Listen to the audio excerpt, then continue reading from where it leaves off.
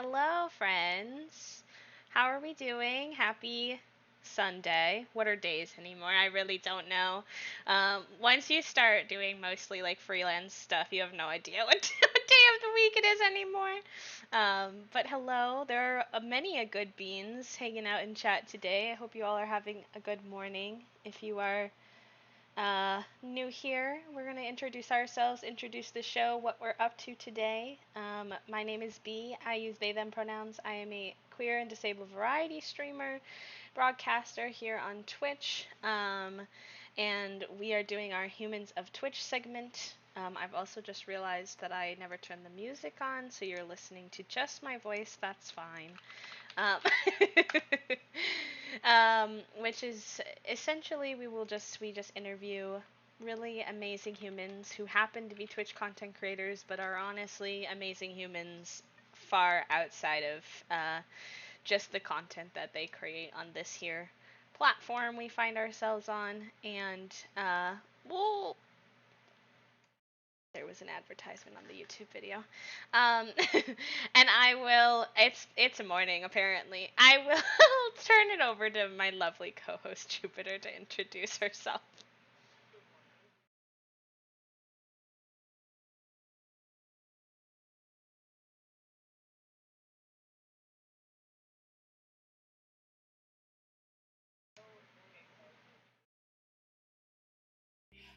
And our next guest is here with us, and they are Faye Violin. Faye, would you like to tell us a few words about yourself before we get started? Hello, my name is Faye or Faye Violin. I am a bisexual, biracial creator here on Twitch and over on YouTube. I make PG content. I usually stream Stardew Valley and Sunhaven and lots of simulator and demo games. And yeah, I'm really nervous but excited to be here. And I'm awake early for once. Hopefully, your nerves will melt away as the morning goes on. B and I try very hard to make this a comfortable environment, like we're just kind of chatting over coffee. I mean, I'm literally drinking my morning coffee right now, so don't stress. And if you need to take a break at any point, just let us know, and we're happy to do that. We love breaks, actually.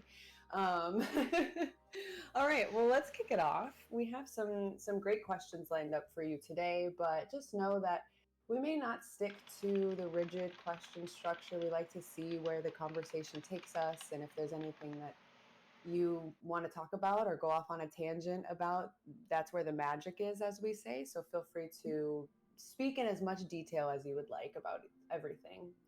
So my first question for I you ramble. is, yeah, we do too. So it will be very natural. It's your platform to ramble on. Mhm. Absolutely, absolutely. So as someone who actually similar childhood, my first question for you is, what are some challenges that you faced growing up in a primarily white town, being biracial? Yeah, so I always like to describe this as like I didn't even know I wasn't white until like late elementary school or middle school because like I looked at white kids all day and I didn't really look at me. And so, of course, like I kind of knew, okay, my mom doesn't really look like my dad. But it wasn't really until like kids started saying things about my appearance. And I'm like, why are they saying things? And of course, looking back, like I also had beautiful buck teeth and a lot of acne, so I'm sure it wasn't just the small eyes thing. But yeah, that was when I started to realize, okay, maybe I'm a little bit not exactly the same as these other people. And so that was unfortunate to say the least. But I think nowadays, what I'm still ingesting now is the fact that when I went to college years later, is when I started to feel like, oh, wait, I am not white enough for the Asian people, or white enough for the white people, but not Asian enough for the Asian people either. Because I went to college when I was like, okay, I get it. I am Asian. Joined all the Asian things, and then I got hit with the, well, you're not Filipino enough, or you're not Filipino like me. And that was when I was like, okay, there needs to be something that I could learn from this. And so I think I've slowly coming to terms with the fact that like yes, I can find halfies like me, but also like it's more just about finding people who aren't going to say those things to begin with or think about that as the most important thing to begin with. And I think I've been really lucky now to find friends that are all sorts of different races and identities and stuff. So that's been really nice. That's great. I think the concept of like being Asian enough, being white enough is so prevalent in the Yeah. biracial and mixed race experience, and this is something that's actually, in my opinion, not talked about ever at all, really, in media, in stories. It is always about the struggles of people of color and things like that, which is so important. But I think people really leave out biracial individuals and mixed race Yeah. individuals. So I'm always really happy to talk with others who have faced these struggles, because I did too. I was also raised in a primarily, it was actually an all white town, like not even primarily, just legitimately. And when you don't see people that look like you, it's very alienating, you Mm-hmm. know? Yeah. And so I'm glad that you're here, and I'm glad that, you were able to kind of make it through that, because I know that it's not easy. I know Yeah. it's not. And another part of that is the like whenever people do think of biracial people, sometimes it's with that comment of like biracial babies are so pretty, and I'm like, why don't you just tell me that all Asians are smart too? Like I Yeah, can just please stop. right. The stereotypes that come with it. Yeah. And it's difficult because people think that they're complimenting you when they Right. say those things a lot of times, because they don't Mhm. they don't know. They haven't had any other experiences that would, tell them Yeah. you shouldn't say that to people. That's not a Mhm. compliment, actually. Like, Yeah. maybe just talk about, how Faye's interests or what Faye likes, Yeah. rather than, stereotypes. So Mhm. yeah, Gotta it's choose your difficult. battles. Yeah, you do. I think that that's a really good skill to learn, but it is not easy to have to learn that in the lunchroom of middle school or whatever, No, you know. exactly. You don't have the like emotional awareness yet as a kid. Yeah, or the Like words you even. don't have no idea what you're experiencing yet. Yeah. It just you just feel it, and you're just Hmm. Mhm. like overwhelmed. Yeah, you're just in it. You're just in it, and you're like, okay, this is happening. This is my reality. And for me, and I mean, tell me if, I don't know if you experienced something similar, Faye. Like, I clung to my whiteness when I was growing up, Mhm. because I felt that I had to in order to survive. I was like, I have to be like these Mhm. other kids, or they'll continue to make fun of my bushy eyebrows, which I waxed off, like, et cetera, down the line, because I couldn't be Mexican, I couldn't be that Mhm. part of myself because it wasn't accepted. Yeah. I don't really know what I did, honestly. I think I found like my small group of non-white people eventually in high school, and Yeah. that's what made me go to college and be like, "Oh, I'll just join the Asian interest groups." And that's when I was like, "Okay, just sticking with only Asian people is not going to fix this either." It's really And like in this the country polar and be like opposites. some of Yeah. them aren't great, just like everyone out of every group is not always going to be great. Right. And I Mhm. think that that's so common, that it's like, okay, I'm going to cling to my whiteness. And then when you're finally able to kind of break out of maybe the small town, or the only people you've been around, then it's like, okay, I'm going to cling to my Asian side. You Mhm. have to find balance. I think that that's Yeah. something that I had to learn. But it's very difficult. It's very Mhm. difficult. Oh my It's gosh. difficult when you're searching for community and you feel like nowhere you land is quite uh, Yeah. meeting the support needs that you're looking for. You're just Mhm. kind of like, it's giving me 70% of what I was kind of, but I'm still feeling a little bit of uh, needs being unmet, and Mhm. that's always exhausting to kind Yeah. of bring part of yourself into every space you go into. Yeah. Recently, I've been feeling like a lot of books and movies and TV shows are leaning into the whole let's just get like a biracial person character and to call them magical because they're half something. And Mm-hmm. that's like always been like a little bit what you doing there?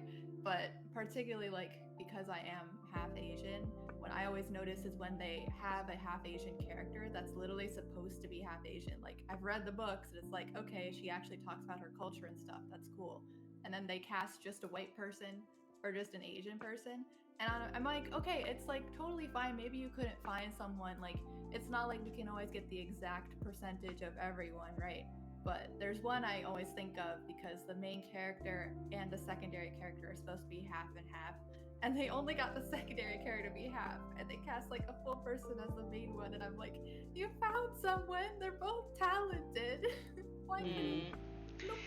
I think I'm always Yeah. suspicious And I too think of the idea that there is not an actor or an actress Yeah. who has that identity. There are so many people in the world trying to Yeah. make it in media of all different identities. It's the same. I hear that a lot about like trans actors, like in those circumstances of like we couldn't find anyone, so we just cast a man to be and I was like, no, there are No, you so they're can't just find many. anyone because lazy. your circle's too small and you don't Yeah. care.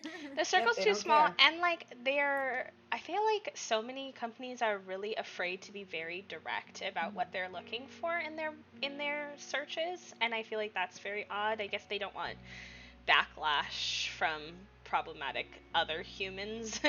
But it's like you can say we're casting for someone who is biracial, we're casting for someone who is like you can be direct about what you're looking for, and you're probably going to get a way better pull of interested because they'll know Yeah, this is for me. Yeah. It's almost like I they're see more of afraid, them like, interested. yeah, they think it's like taboo to say, like, oh, we're looking for a trans man actor. And it's like, no, that's exactly what we want you to Yeah. do because these people exist. These identities exist regardless of if you cast them or not. So you might as well make it authentic. Like, hello? But you're always gonna get. I think they get so. I'm not saying this would be a good reason why not to, but I think they get scared because I've seen, um, in my field, which is not acting, but it's like in higher education. There's obviously like offices that are specific for certain identity groups. So like queer support offices, like Office of Multicultural Affairs, etc. And it's becoming more common for those types of job advertisements to say like, you know, ideally, if you're going to work in like the queer student office, like support office, you should be queer and etc. And there's always somebody who tries to apply, and it becomes very awkward.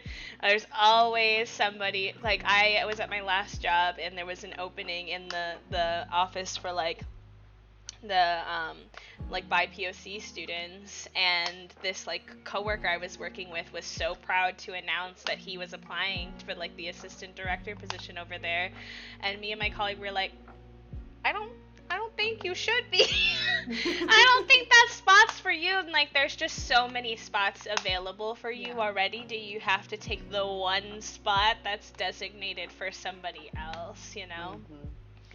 So I don't know. They have to get companies and fields will have to get over the backlash of ignorant people in order to be able to call out for what they're looking for.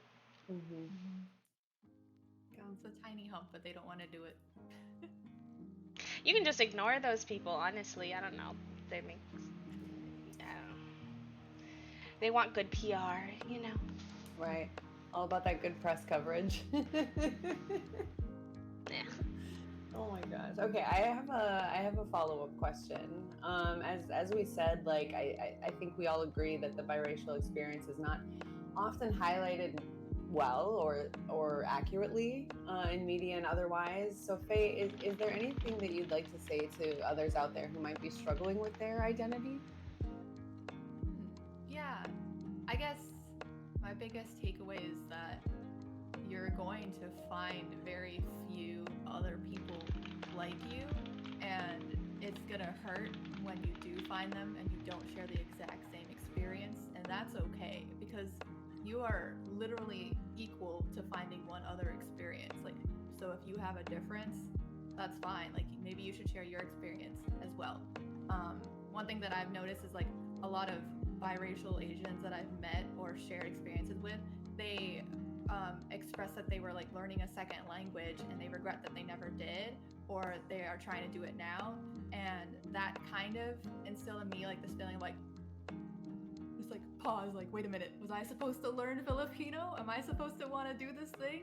And like looking at my dad, who's the Filipino one, he came here when he was like 12 or 13, and he still speaks Tagalog, and my whole family who's here also speaks Tagalog, but it was never important to him to teach it to me.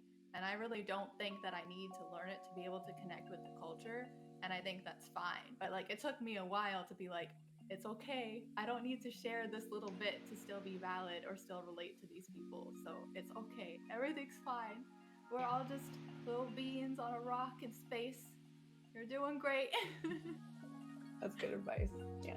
I need that quote somewhere. We're all just Yeah. little beans on a rock in space. It's gonna be fine. Oh my goodness. Yes. Get a cat like me. I'm trying. My roommate, he's not having it. I'm like, let me have pet serotonin, please. Please, a cat. Anything. I will, whatever you want. Doesn't matter. Just let me have a fuzzy pal to take care of and snuggle. I have one good cat and one trash cat. She literally goes in the trash, and she sounds like an old lady. And I love her, but I don't like her. Oh. Oh my gosh. Cats are, each and every one of them have such a interesting little personality. I don't, this is gonna make some people upset, but I don't trust anyone who doesn't like cats. Because anyone I've ever experienced who really doesn't like cats, other than like if you're allergic or something, okay? But like, usually the people I've experienced who dislike cats are people who don't understand boundaries, and cats will let you know when they don't want to engage with you anymore. Not me going on this really random side tangent, but I just feel like usually those people are like, well, but I wanted to pet them and then they got mad at me. And I'm like, well, they didn't want to be touched and you just kept touching them. Yeah. So I don't know what you expected exactly. Their only form of communication is to meow at you or to scratch you. Yep. They don't have many Steal your options. chicken nuggets. Yeah. Dogs are just like, do what you want, I guess, for the most part. Dogs are pretty easy. You get a finicky one now and again, but for the most part, they'll let you do I what want you there want. to be more research about like mental health in cats, because there are a lot of them for dogs that are like, dogs are great when you're growing up for your mental health, but the ones for cats are like, no. And I'm like, what do you mean no? And everything says like we haven't done as much studies with cats, and I'm like, okay, I'll wait. That's Cats are quite, temperamental, beware. Yeah. it's quite rude, actually. Oh my Me, gosh. I'm an only child and I only had cats, and I'm like, my Yeah. skin is in this game.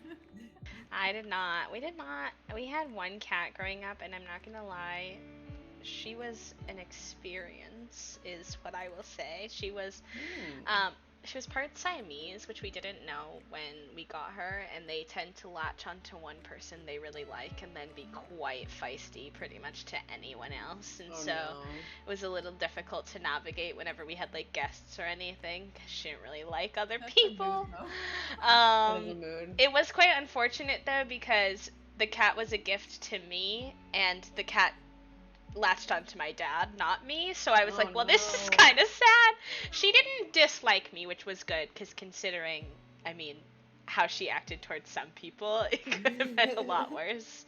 But yeah. Anyways. I had one cat who moved in with the neighbors. Oh, really? Like the neighbors more? Yep, he just moved right in, and we're like, okay. Oh my gosh. They really just make up their own minds. Yeah. Bye, have a good life. He would visit every few weeks, like, hello. Oh my god. My first cat I ever had was a garage cat that like was a stray that came in looking for food and was really, really nice, and then eventually just like became my cat but still lived in the garage. They just are very trash cat. Yeah, just like a trash cat. They're just very independent. As long as they have food and can chill, they're kind of happy. They're doing their thing. Oh my goodness. All right. After our little cat tangent, I'm never mad about a cat tangent. We've had a few of those now and again, and I enjoy them. They keep me sane while I can't have one. I Just a little live bit of cat talk as a live treat. vicariously through you all. Um, so one of the things that you mentioned both today and in your little response to us was sort of the impact that being in your Asian interest sorority had on you. And so I guess one question I had was like, what was the most memorable part of being a part of that space for you? Most memorable part. So I was really lucky to go to college, and I went to college in the southeast. So I'm currently in the southeast. I don't share my exact state because the internet is scary. So valid. But I am originally from the northeast, like New York area. And so I went very far from home because I was an only child, and I was like, Mom, I'm leaving. Me too. Me too. Big relate. Other direction, but yeah. Yeah. So I moved on down because I was too cold, and I was like, I'm going to make friends. And that's when I stopped wearing makeup every day because I was like, this is too much work. I'm sick of it. I'm going to find weirdos like me who like me with my no eyebrows. And so I made a few close friends, which was great. And I was like, you know what I've never done? I've never been like in a group of friends that's more than like one or two people, because I kind of became more and more introverted the older I got. I think I was like 50-50 when I went to college, and it just kept going towards the introvert side. I'm And so glad I I'm was like, not the only one. join. Yeah. I was like, I should figure out this whole Asian thing. There's this Asian sorority, and there were actually two on my campus, and I ended up joining the one that like looked like the one I wouldn't join. Like they looked more judgmental and they looked more preppy at the book, but you should never judge a book like that, right? Because they were actually super sweet and kind. So I joined, and I eventually roped my other friends in too, which was great because they weren't all Asian. And that is one thing that I do remember though, because later we had someone join and they were like, oh, so and so was the first white person to join. And I'm like, no, I was. Oh my gosh. That didn't go very well, but that's fine. But I think I've gained some of my best skills in terms of like being a mediator and also just being like an emotional leader from joining my Asian sorority, because so many of those people I'm still friends with today, and some of them I'm not, but I really somehow became like that person people would go to be like, I don't know why so and so is mad with me. And I'm like, well, did you insult her? And they're like, yeah. I'm like, did you insult her in front of other people? Yeah. Well, maybe that's why. So I think I came in to college being very hot-headed, like, we're going to fix the world and end sexism. And I ended with, it's okay to be happy while also doing that. Like, I can be happy and have friends and have a good life and then also fight the good fight. I don't have to be one or the other, which is nice. I guess being with a bunch of people taught me that. That's super College is important. really great for that, and especially like, I mean, I didn't really seek out a lot of large groups growing up because of, you know, all the things that we spoke about. But in college, it's like a whole new world of, you know, people that have different experiences, people that are nice, not just white people, like, you know. So I think that's great. And I think it's so funny that you said that they didn't think of you as like the first white person to join the sorority, because I have found that when you find your people, when you find people with similar cultures, they always see you as one of them, as one of the group, right? You know, which is really validating and amazing. But I think that it's wonderful that you're also like, well, don't forget this other part of me, you know, because that's still who I am also. So and that's something I had to learn too, because I like, obviously us growing up, you hear these things and it's like, should I let this go or not?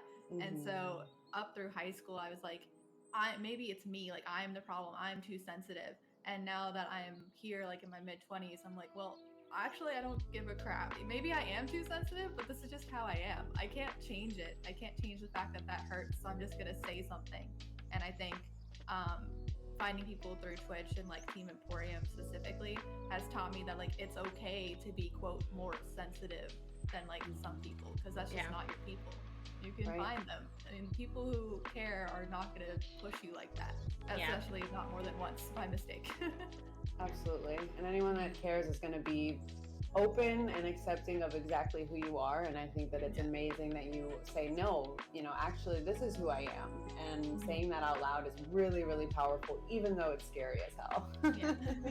Yeah, I feel like it took me a long time to realize that even if I'm aware that that person isn't going to be able to hear what I'm going to say, like, as fully as I really wish that they could, in order to like rectify whatever situation just happened that like upset me, I still benefit emotionally in the long term of having that opportunity to express myself and not keeping that in my head. Like, even though they might not be able to meet my emotional maturity level and hear me and apologize the way that I would obviously want the interaction to go, I still heal a little bit inside rather than letting it eat me up because I didn't want to be like too sensitive, you know? Because I used to do that. I used to just like, meh, I'll just hold all of this, and then that that didn't serve anybody. Yeah. And that's especially true when you're streaming, because you don't know who's listening. Like, someone might need to hear your side too. So. Oh, yeah.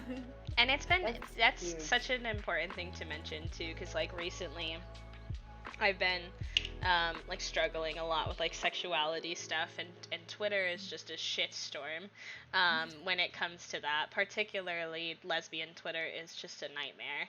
Anyways, but I just remember wanting to have a conversation about it on stream, but being like very nervous because not that anyone in my community is like not supportive or anything like that, but I don't know. You just want to be affirmed, and you're like, oh goodness gracious, am I either gonna talk to like the empty void and no one's gonna say anything, or am I gonna like have to struggle to navigate like really difficult um, pushback on the conversation? Right. And it didn't go that way at all. Like, I of course had all the worst thoughts in my head, and then it was wonderful. So you're totally right that you never know when other people are struggling with the same kind of things you're struggling with and just might not have the space, platform, energy, I don't know, to be able to say those things. And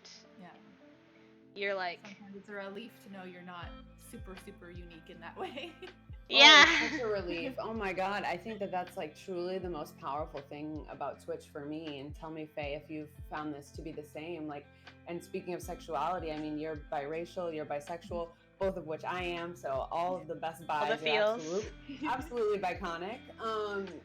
Like, even just having one person come into your chat and say like, oh, I've also dealt with these things. Oh, I'm also biracial and bisexual. Like, hearing that there are other people out there in the world dealing with their exact thoughts and feelings and insecurities is like, oh my God, I'm really not alone like I was for 15 years of my life. Oh, it's like truly like I remember that, like, I've cried after stream when that's happened because I've literally spent so many years of my life feeling alone and feeling like I was the only one. So what has that experience been like for you? Yeah, I think like high school, college is still when I was like feeling like I'm having to explain what these words even mean. And so end of college, and it's particularly Twitch, is like people who come in and they can see, like, now we have tags, right? So they can see like my Filipino tag, biracial, bisexual, and there's like, I'm also blah blah blah. It's just like, A, I don't have to even explain what it means.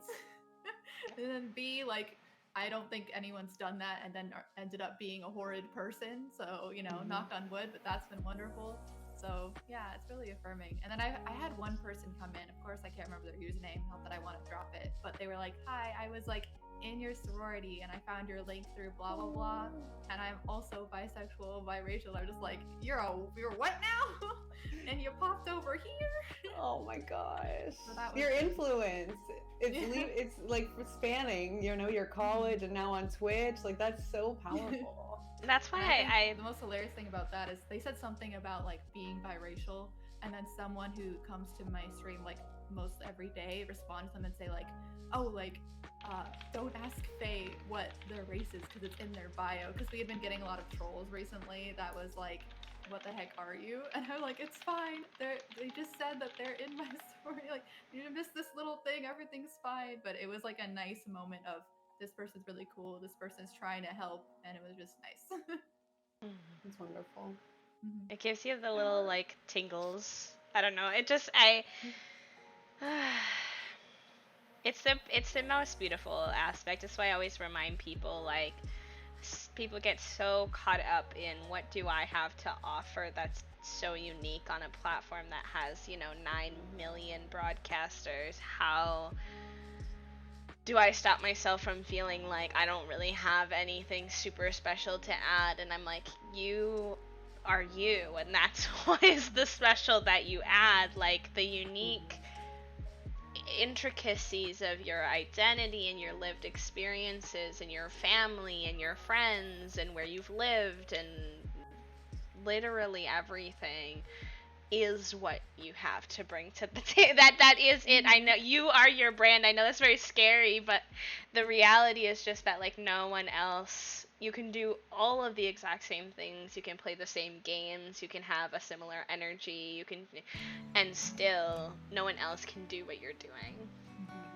That's why I get a lot of people who are like, oh, like, that person copied me. It doesn't matter. I mean, it's annoying. Don't get me wrong. But at the end of the day, like, it's not gonna hit the same as it did for you because it was your idea, it's your brain, it's what you have to bring to the space. Your brand, and I think it's even more powerful than that, like the identity tags and being able to really fully express and put out there who we are, and the experiences we've had. Like, that is such a powerful brand because that is so uniquely you. And like, that is so powerful for other people to come in and find someone that they can relate to when maybe they've never been able to do that before. And it sounds like you've had that in your spaces, and that makes me really happy to hear. I have a small counter question. Yeah. Have y'all ever been scared to use specific tags?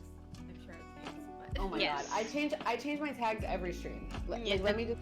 I literally change my tags every stream because I will get trolls and then be like, oh, what tag was that? Or I'll get follow botted again for the 4th time, and I'm like, what tag was that? And I'm like thinking, like, I don't want that to happen because it just takes me out of the fun, So I'm constantly struggling and trying to juggle with what the fuck my identity should be on this platform. Honestly. Excuse my French. No, you're fine. I think with, like, disability and, like, chronic illness stuff, I always struggle. Number one, there are, like, so many different tags I could use to, like, represent what's going on, like, more niche, more broad. And a lot of what I've gone through is very, like, the doctors don't know what's going on, which is fine. But people want to ask questions, and it constantly feels like a sense of, like, can you justify to me why you're using that tag? Can you like, and because I don't know anything other than, like, the physical lived experience that I have a word to just, like, immediately calm their questions. It gets a little bit, like, intimidating sometimes when you're using an identity tag that you're still kind of figuring out. I feel like it's where if they come in and they ask me about being non-binary, I felt very confident in that identity for a long time. So you can never ask whatever stupid question that you want to ask, and I'm gonna have an answer for you and be able to, like, educate and sort of express myself. But when it comes to stuff that I'm still sort of figuring out, it's like, oh, leave me alone, just let me exist. And that sucks because I'm sure you're spending your own time worrying about not having a name for it anyway. So, exactly. Like, you don't need these other people asking for what reason. Yeah, and I've spent a lot of money and time, and I've been pricked and prodded and a million times in my life. And it's like, I wish I had the answer that you want me to have way more than you do, but I don't have it. So yeah, sometimes I get shy and just kind of, like, take it off for a stream, and then I always go back to it because I think it's important, but sometimes I just don't have mental capacity to deal with people. Yeah, and that's valid. And not only that, but like even the limit on tags makes it difficult too, you know, because like if I was to actually add all of my identity tags, like I would probably have 12. Yeah. Maybe. Like there's a lot that I would use. So sometimes I just cycle through them because I'm like, okay, today I'm non-binary and bisexual. Sure. Tomorrow I'm just all Mexican. Like I can only put so many on. Yeah. So it's like I have to pick and choose what my identity is every stream anyway, you know, essentially. I like this joke. I want to do this. Do you pick and choose your identity, Faye? Do you? I usually stick to the same few, but now I'm just like, that'd be pretty funny. Y'all want to know a really random fun fact is that I apparently Twitch was drunk or something, because I went into my analytics the other day, and you know there's like the tag section that's like where the percentage of your viewers come from in terms of your tags or whatever. I've never used it, but apparently 8% of my viewers are coming from the Australian tag. Oh. I'm like, what is going on over here? This does not make any sense. You must just stream at a good time for I don't Australian know. viewers to come pop in or something. I don't like, how did you find me on the Australian tag? That's funny. To all my Australian streamers out there, I'm sorry. I'm not trying to take your... Well, and that's the thing too, is like move now. the metrics and how the tags are even used is also not perfect. And I'm obviously not expecting it to be perfect. That's asking too much, you know. This is okay. I don't know. You worked on it for 2 years. But... I feel like it should probably be in better condition than it is right now. Yes. Okay. I'm giving Twitch a little bit of grace because we do have our tags now, but I know B does not want to give them any grace. Jupi's like patient, kind. B's like, get your shit together, please. I am really happy we have the tags. I am. Like, it really, I think, overall has, like, breathed fresh air into Twitch for diverse creators, which is most creators on Twitch. Shocker. Newsflash. But obviously it does come with its problems. Have you faced any backlash or any issues that stand out with the new tags, Faye? Knock on wood, not yet. Good. But the one tag I avoid is East Asian, and I do look into that tag because I'm curious, and I haven't seen anything like horrible, but just because I've had the experience of being sexualized for being East Asian, I'm like, this is probably not what I want. And it's interesting because I have Filipino and I have biracial. I don't think I have like any sort of generic Asian though.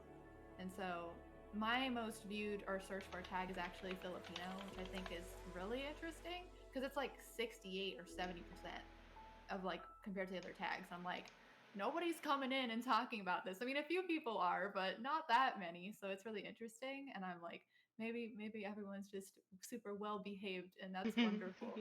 But that is the one that triggers in my mind, and I'm like, it sucks because I feel like that shouldn't be a trigger. Or I understand why it is a trigger in my mind because of my past, but I wish it wasn't.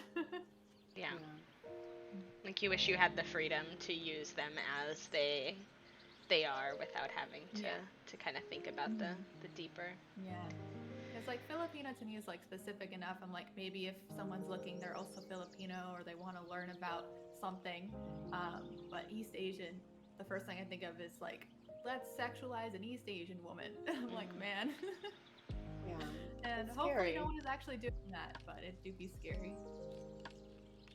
It sucks that you have to think about it, so like you have to literally get out of your own head and think about it from the perspective of someone who has not good interests in mind, and that just like goes to show how much, I guess, like, people like, you just turn the live button on. No, like as marginalized content creators, we have so many different little things that you could never even imagine that we're thinking about. Like I have to teach my friends, like, please don't put like that you're doing your 1 year celebration stream in your title, because people will like target your stream and they're like, what? And I'm like, yes, especially with if you're using like identity tags, like keep yourself safe. And it's like, Goodness gracious, we should not have to like think about so many behind the scenes things just to like come vibe in our own curated space. And I think that's why it's so important to find like friends or at least like acquaintances and other creators, because it is so tiring to explain that over and over to other people. Because I've been in some like Twitch groups and it's like I am sick of having to explain why this is not cool to say about Asian people, or like why this is a little bit alarming to someone with my identity. And so I think I feel very lucky meeting more people now that it's like I feel safe. I can come in and be like, someone said this and I'm upset, and they're like, yeah, you be upset. That's all I need Validating. sometimes. Yeah, just people to have your back and make you like realize and just know it's okay to be upset about, you know, Yeah. those things, and that like hold space for those feelings because they're completely valid. Yeah. And I mean, we deal with so much on this platform. It's sometimes you just gotta let it out and yell about it a little bit, and that's okay. Yeah. You know? In the disability community on Twitch, like me and a lot of my friends or acquaintances will talk a lot about like the frustrations of people having very certain expectations of what a stream presentation will look like. And so, you know, people will correct you for like a lot of the Twitch advice, like I can't do that. So that's Maybe for great. 50 hours. Thank you, but like I that's just not going to be in my capacity. Like one that comes up a lot is always like you should be talking at all times. I It's not going to happen. Like I just don't. I'm very comfortable and I feel like it's fine to be this way, but it's hard because you hear so often that it's not fine. But like I'm very comfortable. I'm an introvert. I'm sometimes socially overwhelmed, even though I'm doing a very social career. And so I'm fine with there being periods where we're just listening to nice lo-fi music in the background and I'm placing little plants in my build, and I will talk the thoughts when more thoughts come. But I'm not just gonna like forcefully pretend or perform in a way that makes you happy. And if you want to go watch someone else, there's millions of other people for you to choose from. But it's not because like I think what is hard is remembering it, like it's not because that person's doing something wrong, it just doesn't suit your interests. And I wish more like viewers would just, when they don't like something, if you don't like it, you can just go watch something else. That's fine. I don't need I your have no problem commentary. doing that. I don't know why other people have such an issue with it. I'm like, oh, I don't like. Okay, close stream. Exactly. That was easy. I didn't hurt anyone's feelings. Like, Exactly. I think it gets complicated too in the space of like hanging out with other streamers in their communities, and I feel like so often people have strange expectations that like you, because we're acquaintances, you should want to like engage with my content. It's like, listen, like I can love who you are as a person and absolutely adore the work that you're doing and want you to see all of the success in the world, and your stream may still not be the type of stream I personally as a viewer like to watch. And that doesn't say anything bad about you, but like these strange expectations people have where they're like, you must not like me because you don't watch my. Excuse me? Please try again. Like that doesn't make any sense.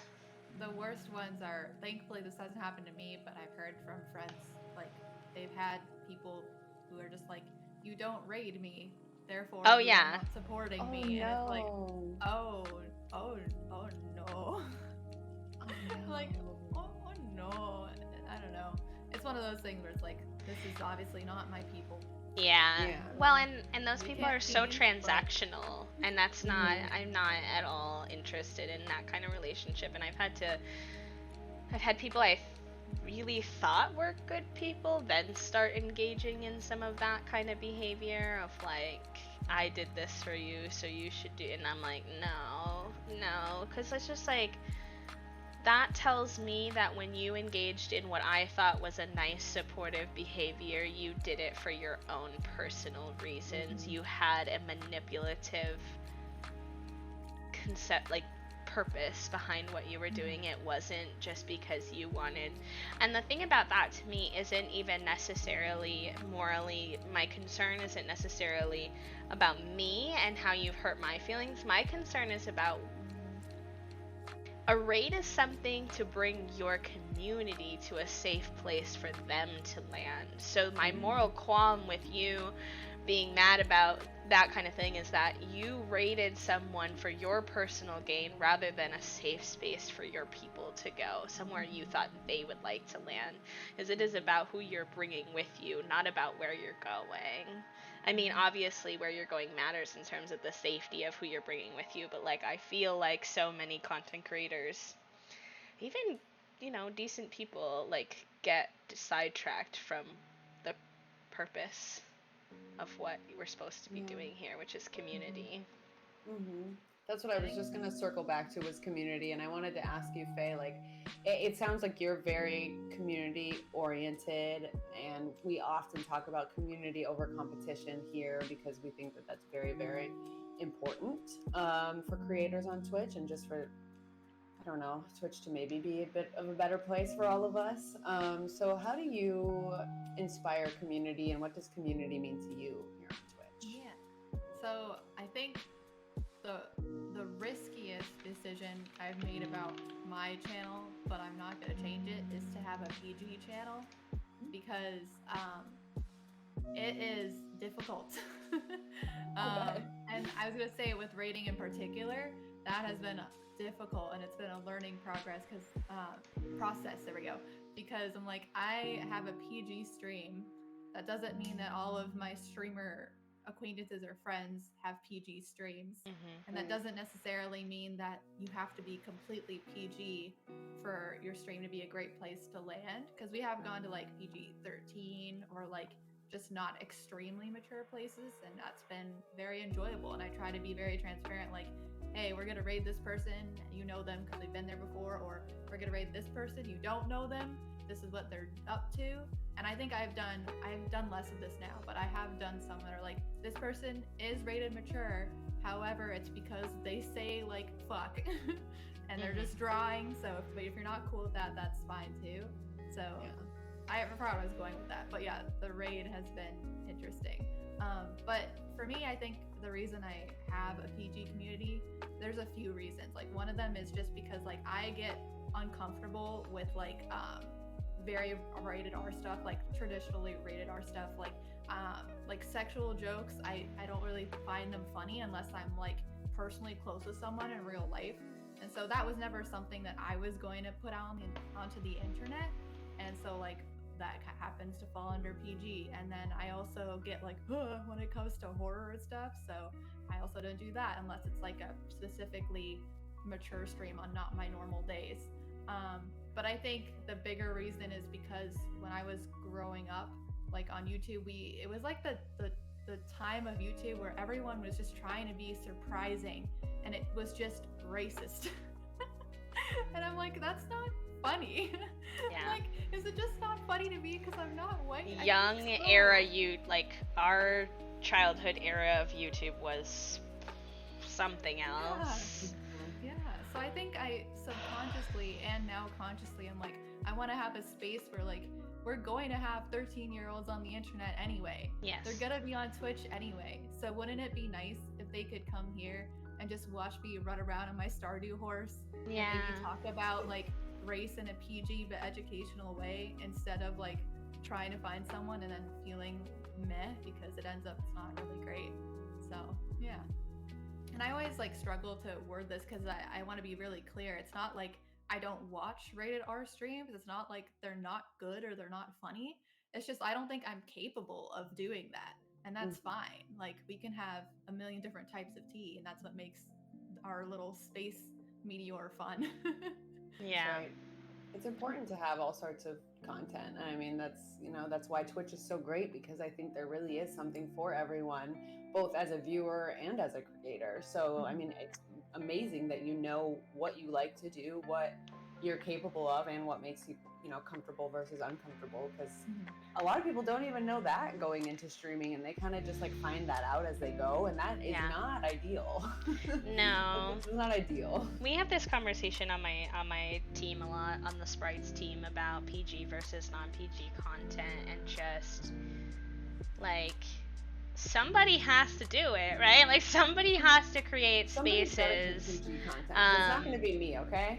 for spaces for young folks to be and be safe. Yes. And it comes with, I don't really necessarily think people totally understand the same way we talked a little bit earlier about how people don't understand how many extra things you have to think about as a marginalized creator. I don't really think people really understand how many extra things you have to think about being a creator that does create space for young people, Yeah. because you have to think about their safety. Should you necessarily have to think about their safety because really that's their parents' job? No. But being the generation Morals that we versus a are, legal problem. being a generation that we are, I think a lot of us are acutely aware of the questionable things we did on the internet, and like want to not recreate some of those patterns. And we have a generation now that, with the pandemic, has been primarily interacting with people online for the last 2 years. And if there are not safe spaces for them to exist, a Yeah, I didn't think of particularly that. Me safe. at 13 in a pandemic. Oh no. Well, I was a camp counselor, slash like assistant director at a teenage program, before I moved to Chicago, and there were so many very unique struggles that these teenagers were facing being in a pandemic, trying to navigate like all of the figuring yourself out shit, but on the internet, which is just like, it's not great. You're also going through a collective trauma, and your parents probably don't know how to help you through that.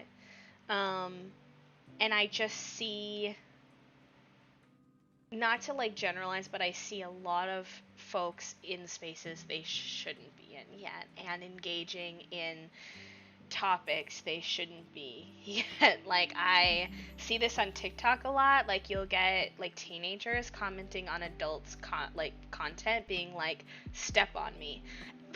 No, no, you can't say that. Like, I no. And so it scares me, and I think that there is such, all that to be said is that there is such an importance to creating safe educational spaces for young people on the internet to explore who they are, to explore boundaries. I think that a lot of the folks that are in my community that are under 18, like, I've had conversations with them before of like, this is okay, this is not okay, and like learning that, before they have to go off into the world, I think is very good, in a place where it's all to help you, not to criticize you or make you feel bad that you didn't know. So Yeah. it's The important, best but it's sentence hard.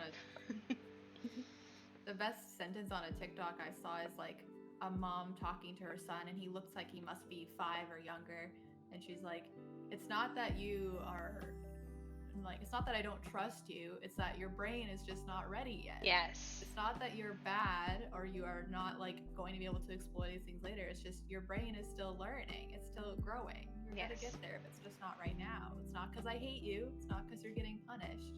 It's just not yet." Mhm. Yeah.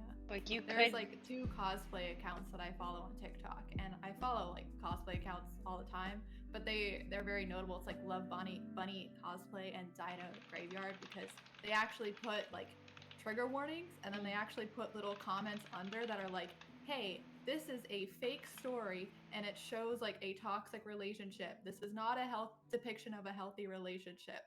Please keep this in mind." And it's because they know they have younger viewers, and I'm like, it's so nice that more creators are doing that now, even though it's not our job to raise people. It's wonderful. it's not our job, but you have to think like so many people don't even think about the kids that don't have parents or Hmm. guardians, which is a Yeah. lot of kids, or don't have parents that are active at all in their lives, or Yeah. that work two jobs, or like the list goes on, you know? And something that I constantly will talk with other creators about and remind them is that no matter what we do, no matter how we choose to curate our spaces, there will be kids on the internet. There Yes. will be kids on the internet. There is no stopping that. So I think being mindful of that, and whether it's having a PG space, which I think is amazing and very important, or just trying to be a good role model no matter what type of content you produce, because you can be PG-13, you can be a little edgier and still be a good person and still Yeah. talk about why things are fucked up when they're fucked up. And because you know that there are younger viewers listening no matter what you do, Yeah. and that's something that I really strive to do. Like, no, my space is not PG. I'm not a PG person. I never will be. Sorry, God or whoever. um, but I am always mindful that there are, you know there's a 13-year-old me out there Yeah. somewhere looking for community and looking for somewhere to belong. And I try to always be mindful of that, and at least be the best version of myself and a really good role model, even if my content's a little edgier, Mm-hmm.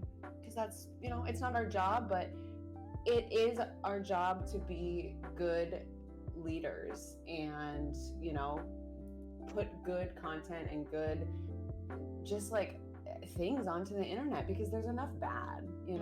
And so no matter what type of content you're creating, whether it's cozy or chaotic, like, let's make it a good, safe space for everyone regardless. Yeah, I agree.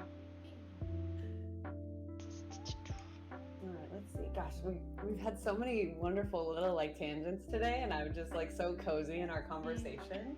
Honestly, I But feel like it's very nice. Like, I feel like all three of us are a bit more introverted in some ways, which is like nice because I feel like the conversation is just very chill.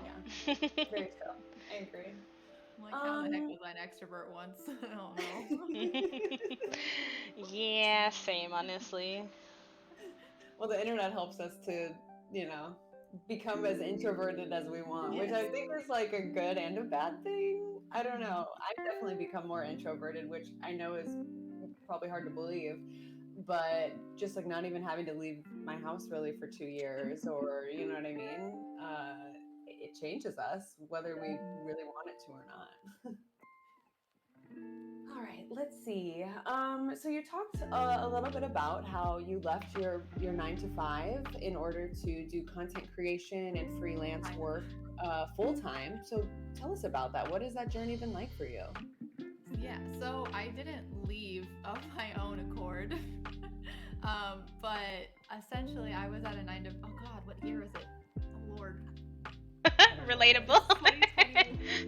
is. 2021. Yeah, no, it was end of last year. I'm like, it hasn't been more than a year, right? Okay. End of last year was like my last time at a 9 to 5, and I don't want to spend too much time about it, but the company sucked. And I can say that because I didn't sign to the whatever thing because they were horrible. But the TLDR is there are gonna be sexist white men in every company. True. That's a fact, in and outside of gaming, unfortunately. And so when that ended, I kind of was like, well, I can find another job in marketing. But at that point, I think that was the lowest I've been ever because the people I work with were horrible. And I recognized that when I went to McDonald's one day, and the guy at the McDonald's drive-thru was so nice, and he apologized for like putting my fries in a way. I don't know. It was nothing. And I just was like, it's okay. And then I started bawling in the parking lot. And I'm like, if someone being nice about my stupid McDonald's fries is making me cry, something is wrong. Yeah. Something is miserable every day. And so, looking back, like, I mean, I'm still kind of recovering from that because it's just not a fun time.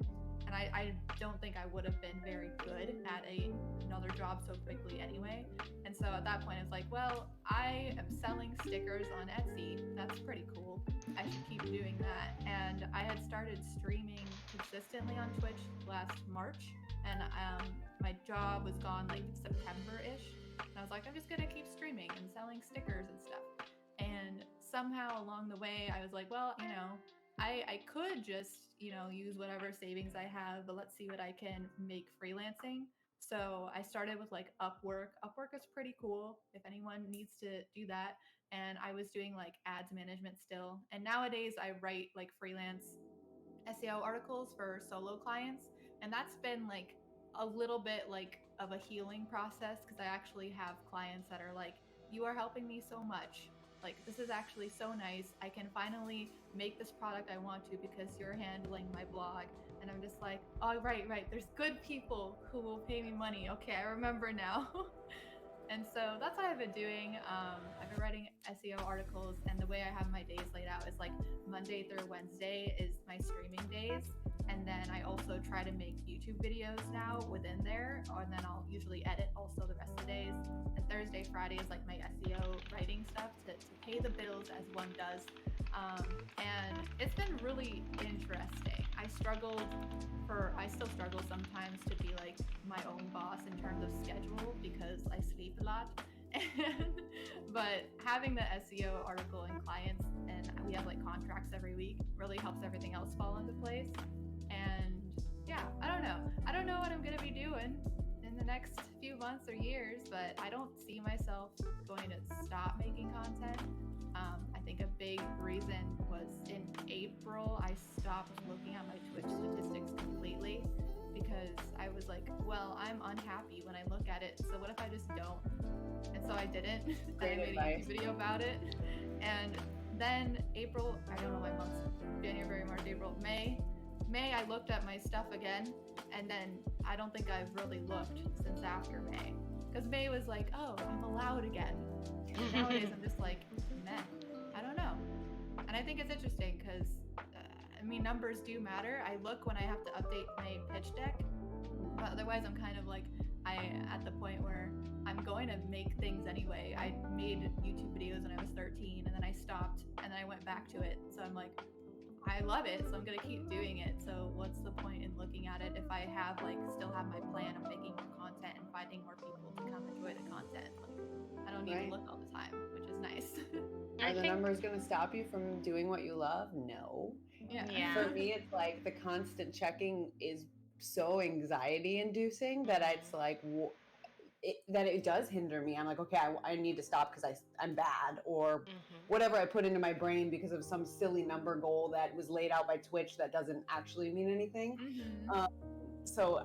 Amazing advice. I really want to talk about this. And I had to go cold turkey though, because it wasn't going to happen. You have to just cut it off because it gets addicting, right? Like after every stream, so like, okay, did I have more viewers this stream? Did I whatever the number it is you may be looking at?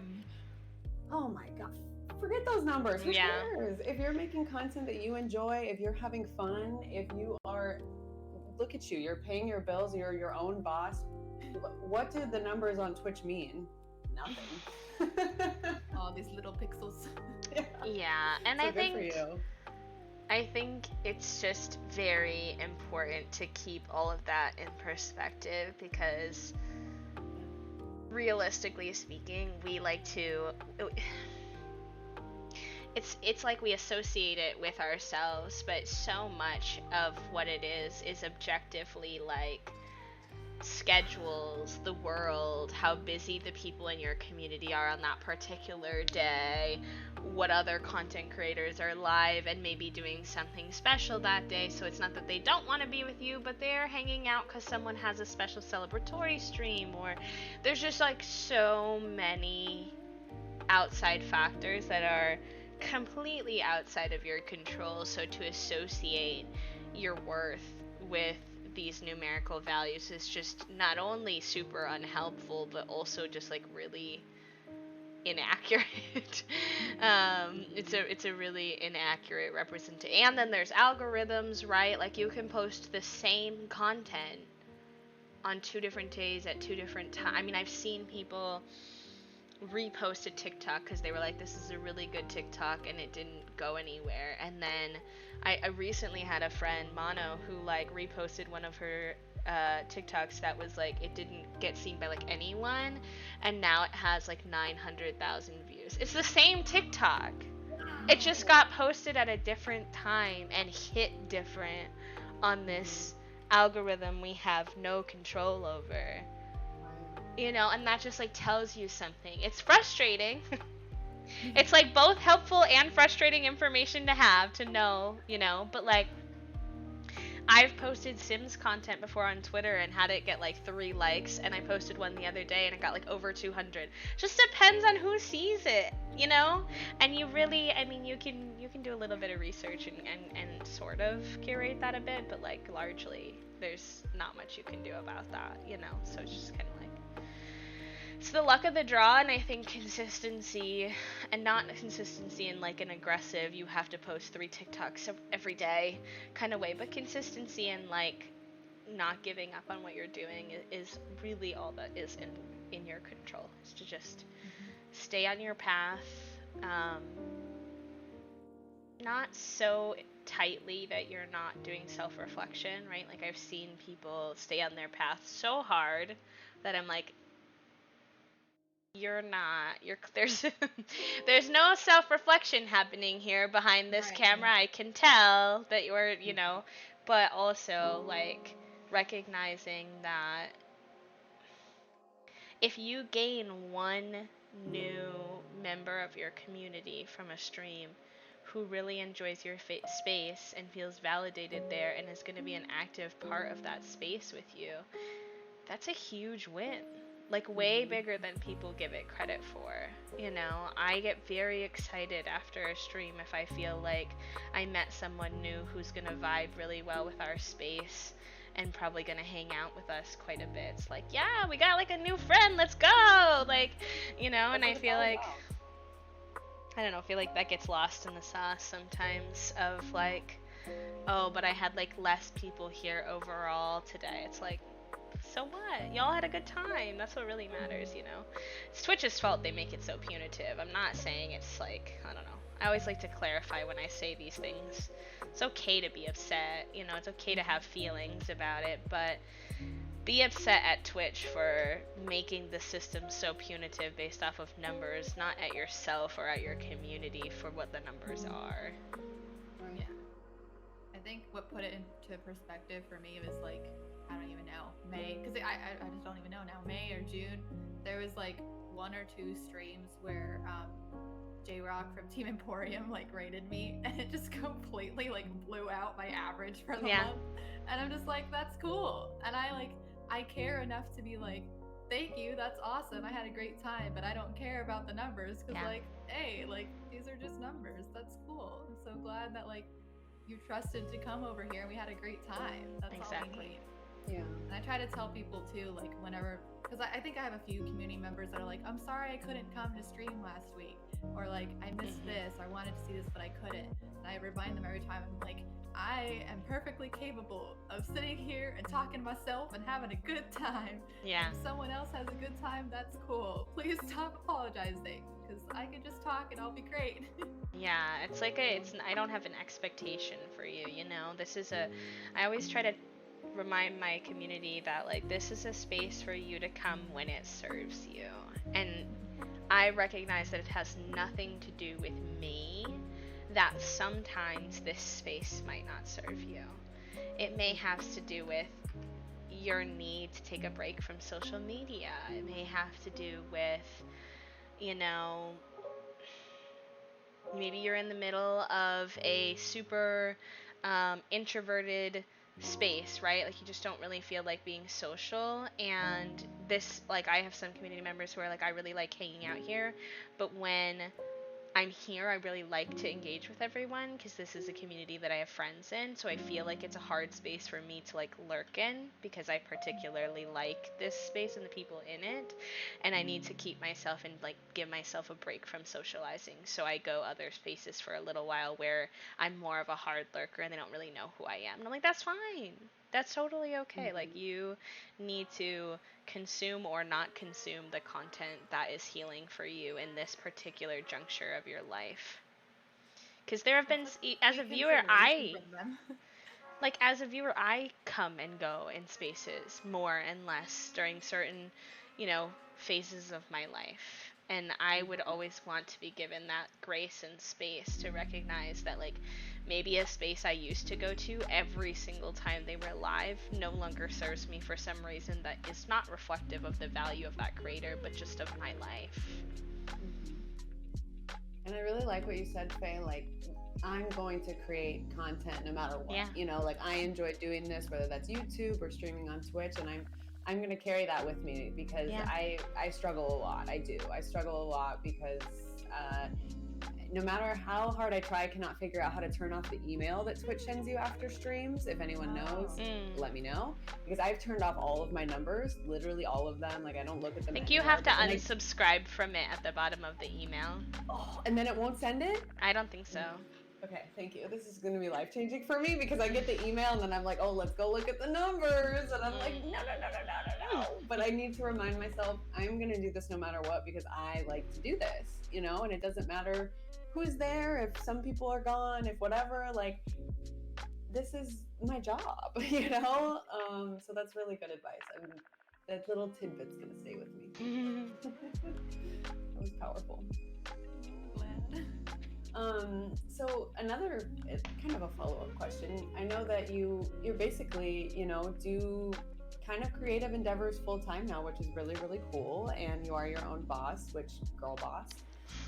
So what is your favorite part of, you know, being your own boss and doing your creative endeavors full time? And what is some advice that you would give to someone who may be getting out of the workforce and becoming their own boss? The advice one is difficult. Take your time. I think that sometimes we, what's the word? We are not very good at acknowledging how you can make money on the internet these days. Like, there are so many ways to make money online.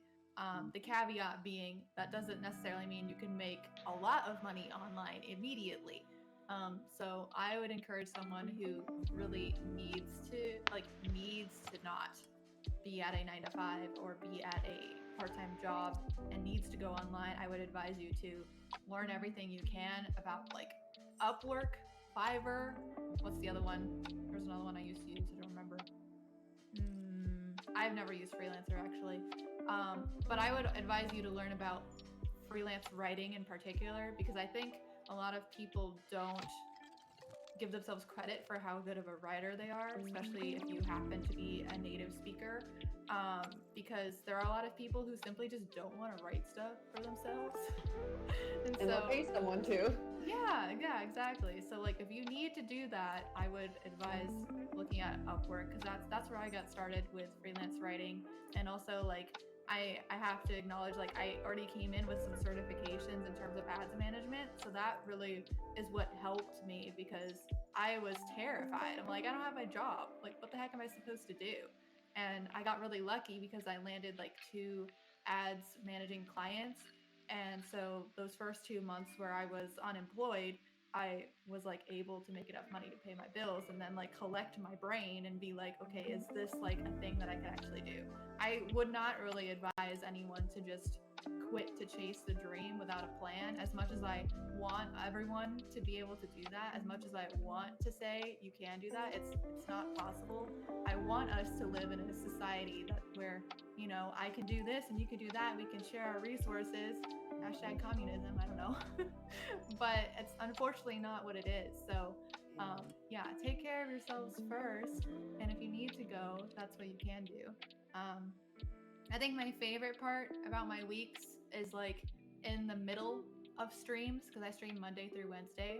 So like an hour into stream, that's my favorite time of every Monday through Wednesday.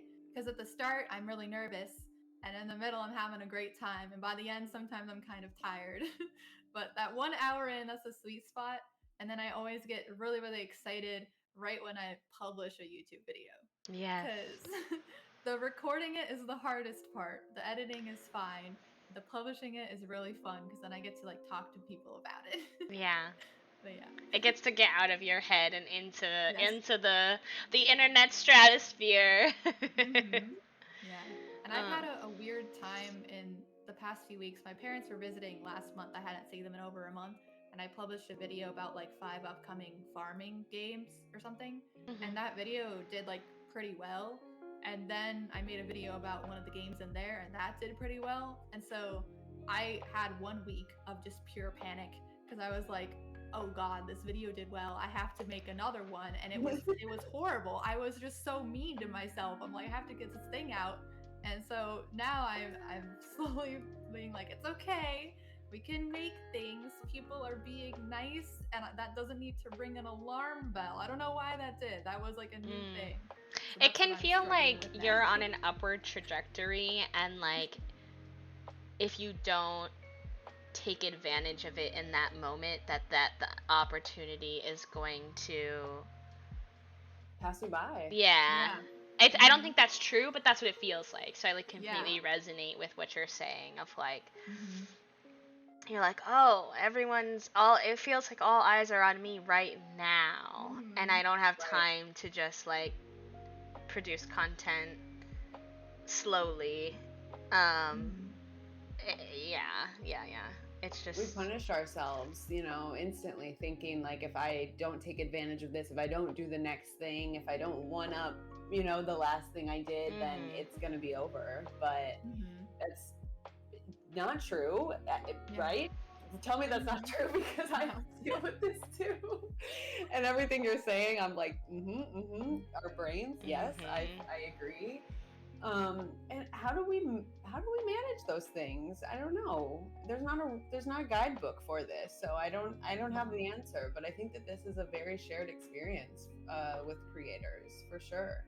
I think for me it's about like really appreciating and not losing track of the streams, the videos, the content that is, quote, the in between content between the ones that have those peaks, right? So, like, I try to make sure that I'm valuing and, like, reflecting and experiencing gratitude just as much for the weekly streams that are just my standard content. We're just doing the thing, we're just playing the game, as much as, you know, the special streams where we're celebrating something, where we're trying something new, or we get a cool raid or something like that, and just recognizing that, yes, numerically those might not be like the biggest streams of your career, but I think those are the streams or the videos that make sure that the people in your community know that you're here for them and not for just the hype, right? Like, I'm here to vibe with you, you know, day to day, and not just for these exciting moments where we get to celebrate. Because, like, in day to day life, and even as creators, I think we've seen how it can be hard. Like, I think of Twitter a lot about how, like, of course, if you post, and it makes sense because of psychology, right? But if you post something about something exciting that's happening, it gets way more traction than your day to day, like, I'm going live, and you know what I mean? So I feel like we've got to learn to not do that to ourselves. Right? Other people are definitely going to do that to us, you know, hype up our biggest, most exciting content moments, and we're grateful for that, right? Because you do want eyes on exciting things and new community members. But I try really hard personally. One of the small things I do is try, instead of always retweeting my friends like special stream content, retweeting when they're just like going live on a Thursday, nothing special's happening, they're just hanging out, you know. But that's the kind of thing that kind of helps me get over those feelings of panic, because I remember feeling so scared to take a break when I felt like I was on an upward trajectory, that I was gonna like ruin it all, you know. And I had to get over that. Please stop talking about me, B. I'm literally on a break right now, and I'm terrified, but I'm moving. You I'm have literally moving to. across the country. Like, what am I supposed to do? You Yeah, have it's to. scary. It's scary. Yes. I think I've learned also, like, I've met some of the best people in my chat on like random streams that I'm never gonna do again. Mhm. Absolutely. And Trying something different or streaming yeah, on a different day or a different time just because you feel like vibing. Like yeah. new that's amazing. That's good stuff right there. Even if it's a lower viewed stream or whatever it Mhm. is. Like B said, that one new person, like Yeah. how cool is that that they chose to come be part of your community? And I've had some of the best, most like memorable conversations and streams and things on days that I was like really struggling to go live for whatever reason. What it could be anything. So I try not to say that if you do need to like take an off day, you can't, but I try not to get so in my own head and just remember that like you truly never know what's gonna happen. You have no Yeah. idea, so just remain open minded to that day and what's gonna come. And I once had a stream where like I was feeling fine, and I had the stream, nothing went wrong, and I just felt like horrible after because I just like have anxiety, and I have to remind myself like, okay, that's fine. Like it doesn't have to mean anything. It's just one of those days, and that's okay too. Like nothing went wrong. There's no reason for this, but that's why it's anxiety and not like Mhm. different kind of worry. So Mhm. Right. Not having to like assign it to something yeah. that went wrong, you know? Hmm. Wow. Ah, okay, we got to talk more, Faye, because you're speaking to my soul today. Yeah, I'm Oh like, my it's I just like God. agree. things, it's like chemicals literally in my body. Like, oh Yeah, well. Yeah, that doesn't exactly. mean anything went wrong. That doesn't mean Yeah. anything bad happened during the stream. Like, Mhm. it's just, oh, you know, brains. Brains are going to Yeah. brain, It's always unfortunately. funny because my mom's like that too, and I have to remind her. I'm like, Mom, you remind me, and I'll remind you. It's okay. We're just like this sometimes. Being a creator is hard. That's basically the moral of every conversation we have here. If anyone's wondering, being a creator is difficult. Please have grace for us, especially marginalized creators. Please. It's such a beautiful thing, and there's so much joy involved, but it is very hard. Yeah, Mhm. yeah. It is very difficult. There's a lot, if you're doing it, I'm going to say this, and I don't like saying things like this, but if you're doing it right, there's a lot of reflection, there's a lot of self growth Oh, yeah. that has to happen that is a lot. I don't know how else to explain it in the sense that, like, yes, of course, when you work a traditional job, there's still a lot of that, but I feel like being your own boss and creating your own content just brings about a different level of how personally invested you are in your work. Hmm. And that is both what makes it really cool because you can um because it's I don't know, but it's also what makes it really freaking hard because you can't then turn around and associate every struggle you have with who you are as a person or your character Mhm. value. Hmm. Yeah. And And kind of especially, on the flip side, you also have to identify like I think to succeed, you have to identify succeed as in like wherever you define success. You have to identify like what you are naturally going to do and what you are naturally not going to do, but maybe you should do. And hmm, so like for me, I've always been pretty data driven, right? And that's cool. I should look at that, but I should not look at it at 3 a.m. when I want to feel bad about myself. definitely And not. so it's interesting because the more people I meet, the more I see like we are the same or like the inverse. And it's good to have friends that can like call you out on it when you ask and also just call yourself out on it. The other thing I've struggled with is just like literally the amount of content because sometimes even if I have time, I just get frozen because I'm like, ugh, what Yeah. if it's horrible? What if I put it out and Mhm. it's just the worst thing ever? Yes. And be like, Yeah. that's fine. Yeah. Like, Yeah. just put it out there anyway. And then some people are the opposite. They put out so many things, but maybe they need to take a step back and be like, what am I enjoying? What is Yeah. working? What is not working for what I want? And Hmm. so, yeah. And we get Yeah. caught up in so many should do's.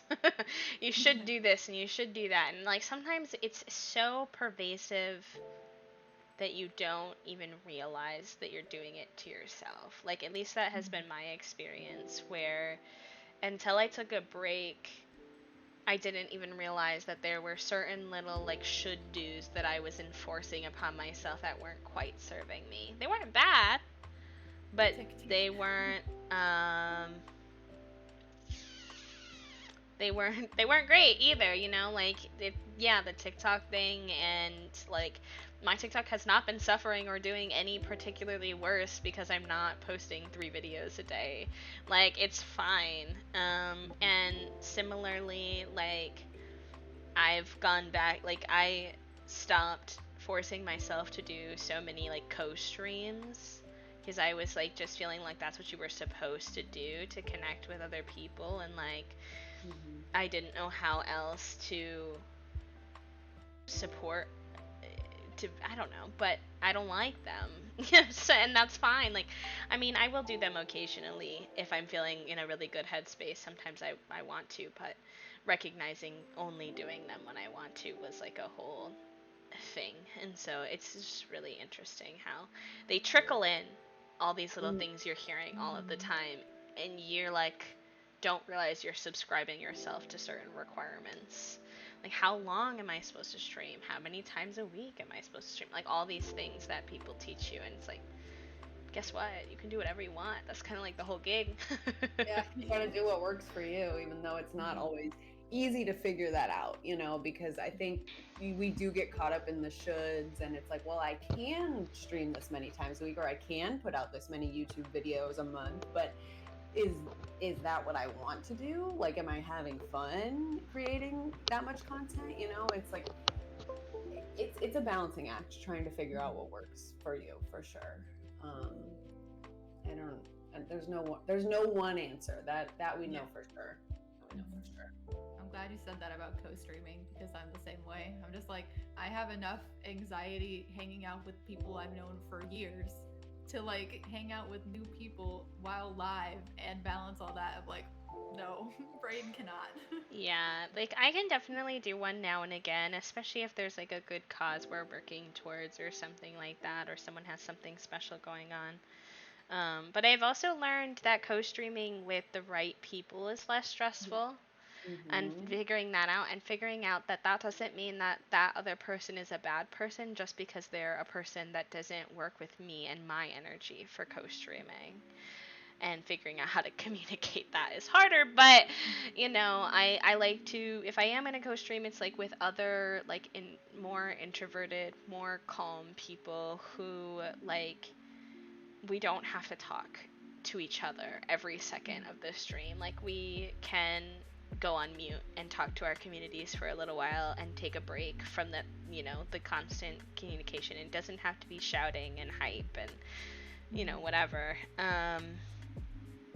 And that there are other solutions to wanting to connect with people. Like I can co-stream as a player on somebody else's stream and not feel like I have to be also streaming and doing That's that my if that favorite doesn't work. kind of co-stream. Yeah, except I don't have to somebody. be on camera. The problem is somebody has to host, so you have to find that like extroverted friend who wants to go stream with other people. Shout out to my D&D group. Oh, but yeah. Yeah, it's.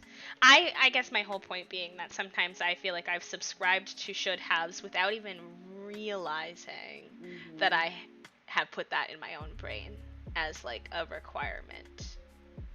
Yeah. So It's impossible not to get caught up in those things, especially like I think in the maybe the early parts of streaming or video creation in your career, like because I mean, other than creating, all we really do is consume to learn. So we're seeing what other creators are doing on Twitch and on YouTube and trying to figure out, maybe that would work for me, maybe that will not work for me, but mhm. it's very easy to say, okay, oh, they're putting out, 5 videos a month. I guess that's what I need to do. Mhm. But I don't think I could do that ever. I mean, I've put out one Mm-hmm. YouTube video in 27 years. So I'm not off to a great start, but at least, you start, you do it, and you start to figure out what works for you. And that's all any Mm-hmm. of us can do. So, I think too, recognizing something that we do to ourselves is like very subtle comparison without realizing it, Hmm. and recognizing that we don't know somebody else's story. So, for example, if you had not told me, Faye, right, that you had tried making some YouTube content in the past, I have also done that, right? And then somebody might look at you and be like, wow, like, how did she get so good at this YouTube thing so quickly, you know? And they might compare themselves to you just because they think, oh, like, maybe we started our YouTube channel like similar times, and like But we're this is making my fifth one. we're making similar content. But yeah, exactly, they have no idea how much background knowledge you bring, how many past experiences you bring. And I see that happen often. I see that happen often where creators like, I just don't understand why they, got where they are and I'm not. And I'm like, that content creator has been making content for 4 years and you just didn't see it till now. And so in your mind, you're comparing yourself, but you've been at this for 7 months. And also, everyone's learning journey is just different. Like, everyone's pacing is just different. Like, we are all on a different trajectory. And I had to stop, like, completely stop associating myself with people who would make me feel bad for being on a different learning trajectory than them, or a different growth trajectory than them. Because I'm like, we don't all have access to the same resources, the same community, the same background knowledge. Like, Privileges and spoons, there's Yeah. so many different reasons why we might be where we are, that are not available to the naked eye to a random outsider who doesn't really know us and doesn't know our journey.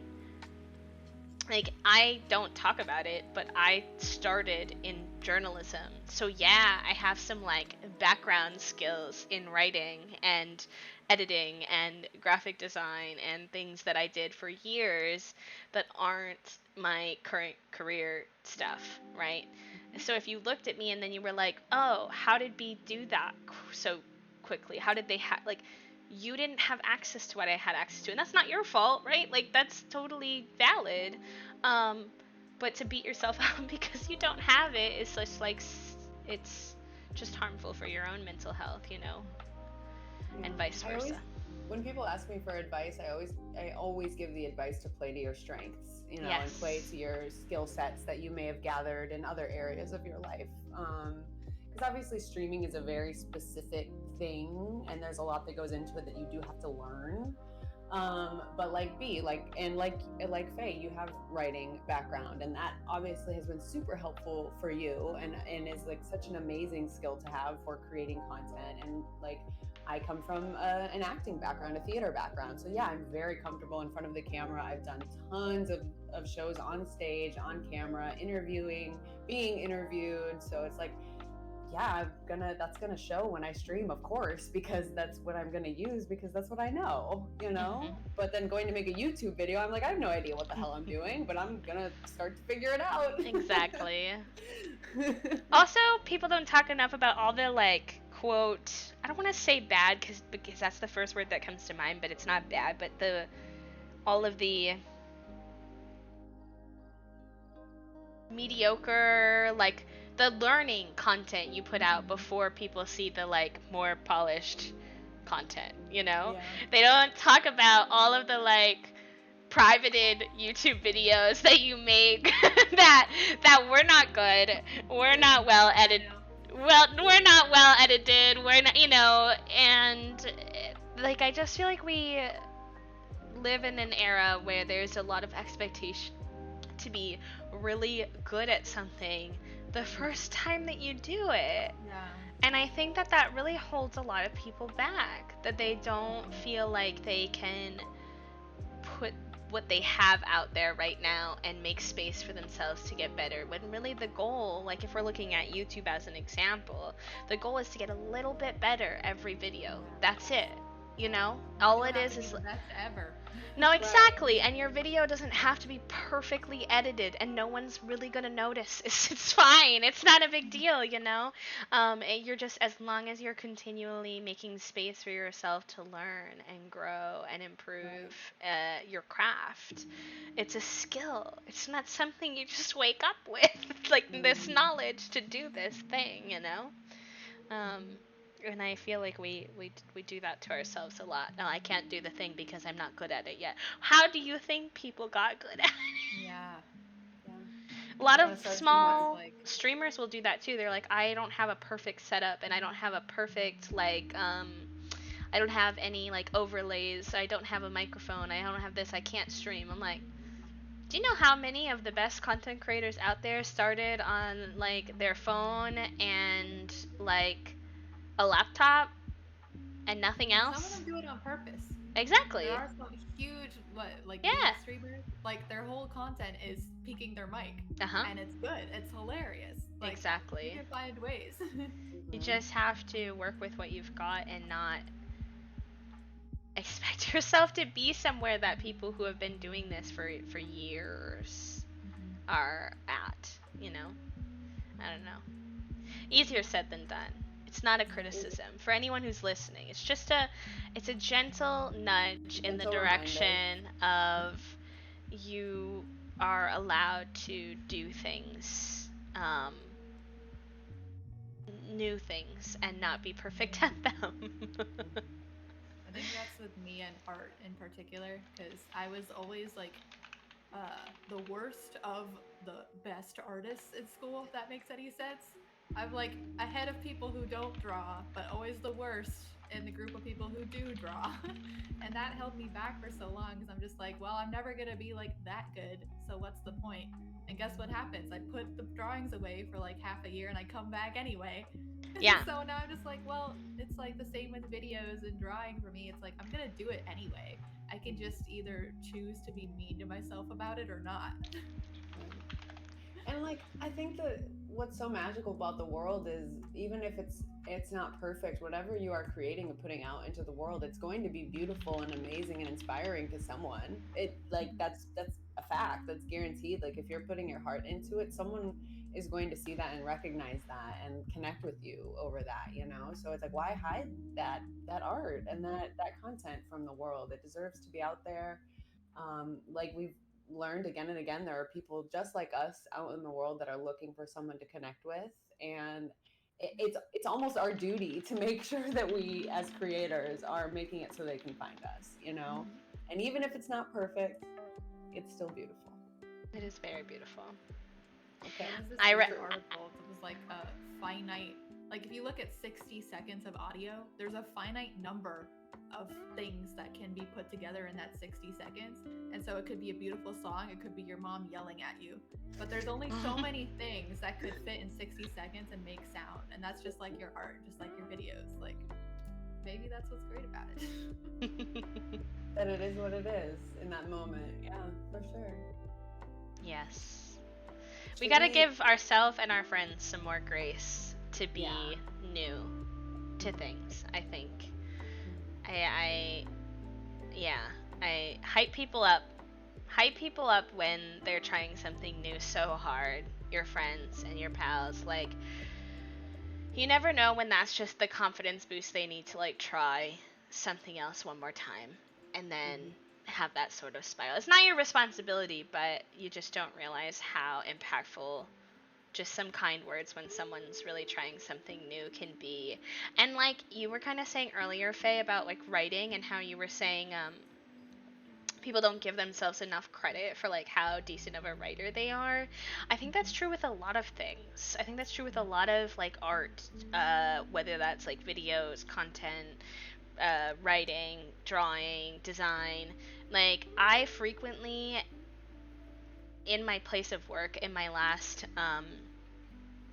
job that I was working before I came to Chicago, my boss was like, she's like, B, you really have to stop acting like knowing how to do graphic design is just like oh, it's just like a thing. I just go on Canva and like I pick a thing and it's like not that big of a deal. She's like, do you know how many people have no idea how to do what you're doing, and you're minimizing a skill set that you have because you just feel like it's not that big of a deal. And that's fine, but like you're really holding yourself back because it's something you can present to people as something you have to offer. And I think we do that a lot, right? Like we think our skills are too basic because we look at someone else who has, quote, in our minds something more, and we're like, oh, what we have to offer is like, it's just meh. It's just like everyone must know that. No, not everyone does know that. Um, and yeah, I don't know. Anyways, my I also rambles. think that like it's really oftentimes not our fault that we don't realize that we're minimizing these skills, because we are such a generation, our age group, that have grown up learning technology, learning the internet, learning how to do writing and graphic design and whatever. Whereas in generations past, they went to school and they True. went to college and they got a degree and that was how you did it. And now That's it's true. like, well, the education system's fucked. The economy's fucked. So I guess I'm just going to start watching some YouTube videos and figuring this out for myself, you know? And now, years later, you have these amazing skills that you've basically self-taught yourself that will inform so many other areas of your life. And it's like, don't minimize that. That's It's huge, you so know? much Like more if they're fundamental level too than we realize, I think, as well. So I remember being at an internship that I was working on. I remember being at an internship and her being like, okay, I need you to do this thing. And I was like, well, I don't necessarily know how to do that, but I have some general knowledge in that area and I think I can figure it out. She's like, okay, well, like, don't worry if you can't do it, right? And I was like, okay, just give me some time. And I just used Google. I was using like a new design system that I hadn't really used much and trying to like apply it to something else. And I like turned it in that day and she was like, wait, how did you, I thought you didn't know how to do this. And I was like, it just clicked with me then how many people of the generations older than us don't even really, and I don't mean this as a judgment, like I just didn't realize, don't even know necessarily how to navigate Google in a way that gives them the information they need to be able to do something they don't know directly how to do. And not only did that teach me Learning is a skill. not, yeah, well, in learning through the internet is a niche specific skill, as well. And that both taught me not to undervalue my capacity to learn something new, but it also taught me to be a little bit more patient with older generations, because we do a lot of like, well, you could just Google it. I have an emote in my chat that says Google is free, and that is true in the sentiment of like, I'm not your, textbook. Don't ask me why I look like this. Exactly.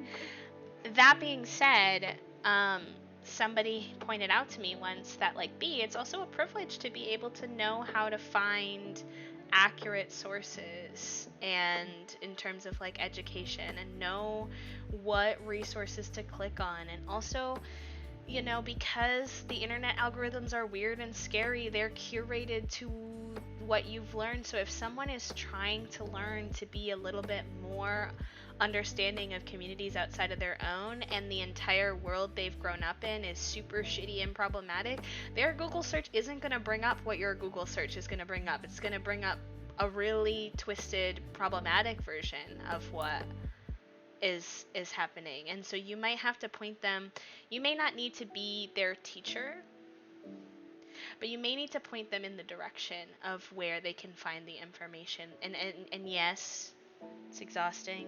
Should I have to do that? No. But if you have the spoons and you're able to, you might not realize how much of an impact you might be having. And ads suck. As someone who worked in ads, I loved working in ads because I got to see so much data. But as a consumer and an individual person, they have all your data. yeah, and they're very targeted, very targeted, and you can do about that. I mean, that's just the product of being on the internet, So, yeah, that's a lot of good stuff to consider. I think one thing I wanted to add is like, if you are being mean and hard on yourself for not learning something new, that also like that doesn't mean that there's something wrong with you. There's a lot of reasons why you might feel like that. Yeah. I think because of anxiety, that's why I'm mean to myself. But I know I have a lot of friends also who like grew up in environments where their parents were literally constantly telling them like, you suck. Yeah. Like, they could have been ahead in their class. They could be graduating with like straight A's, and their parents were like, you're like okay. And so like you have to curate your space and give yourself grace when you are not kind to yourself, because you might have learned that from someone else. Yes. And yeah, it sucks, but you can find your people. They're out there. They just might not be right here yet.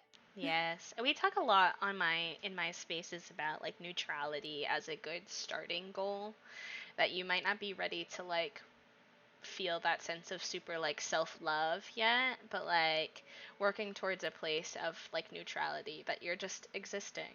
This is the emotion I'm feeling today, and I don't have to associate that with anything deeper other than I feel sad today without explanation. And that's just is, and I don't have to correct that or fix it. And I think I really like what you said, Faye, because that's what it reminds me of, is we're allowed to just exist as we are with the struggles that we have. And a lot of the stuff that we went through in our past is going to trickle its way in, and giving ourselves some space and grace for that is super important. Absolutely. All right, as we are nearing the end of our amazing discussion, I want to ask some fun questions before we go. We try to always make sure that we let's go for our fun questions, because we get very into the minutia of like the struggles of our identities and being a creator, but that is so not everything that we want to talk to you about. We want to celebrate your joy as well. So what is your favorite video game right now, and what is your favorite video game of all time? Well, I feel like I know this answer. Questions is easy. I'm excited. My favorite video game of all time has to be Stardew, because I can't put it down. I don't know what happened. I bought it when it came out, and I opened it and I played for maybe like 2 hours and was like, no, this pixel art doesn't look like Harvest Moon. There's no tutorial. I don't know how to do my things. How do I open a door? And I closed it. And that was like 2016 or whatever. And then in January, I was like, I should pick a game because I'm sick of Animal Crossing. Valid. And so I started playing Stardew, and like, 300, 400 hours later, I'm just like, we're gonna play Stardew and you're gonna enjoy it or not.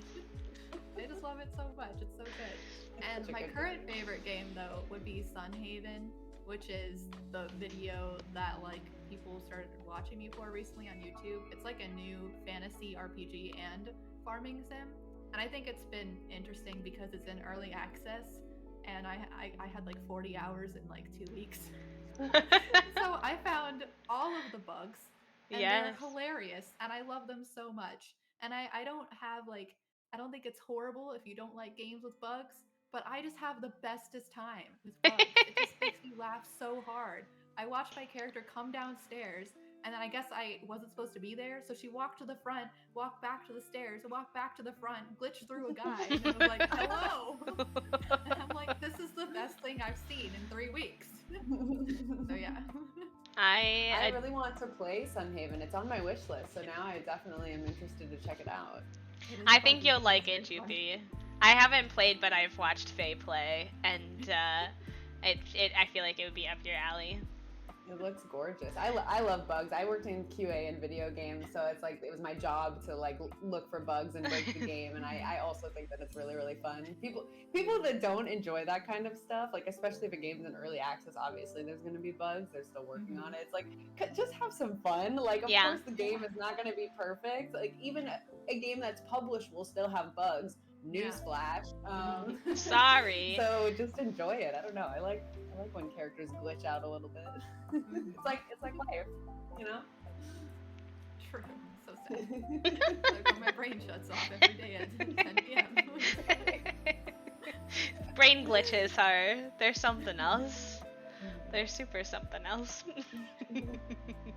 No, I always love watching Faye play simulation games, because I feel like we resonate. I always enjoy how much simping we both like to do when we play. Oh yeah, I started When we saying play Stardew games. on stream as like we're gonna date everyone. That was the only goal, and we did. And then we broke up with everyone, and it sucks. But we did it. That's when people come into my chat now because we're like doing Ginger Island things, and they're just like, "Why do you like Sebastian?" Or like, "Have you tried dating these other people?" I'm like, trust me, I did it all. "Please hold." Let me tell you. I have so much to say. You've gotten to see all of the narratives. Yes. Oh my gosh, that's amazing though. I love that. Oh my goodness gracious.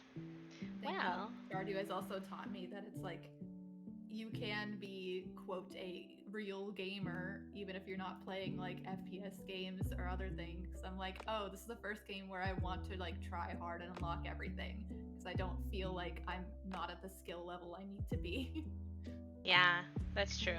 It's a very nice exploratory game. I think that's like when you mentioned how you had like kind of started Stardew and then like not really gotten super far in it. I think that kind of resonated with me and made sense and didn't super surprise me because I feel like it's one of those games that it takes a little bit for you to get sucked into all of the little like intricacies and how many different things. It on base level it seems very basic, right? Like, okay, I put some plants down on my farm.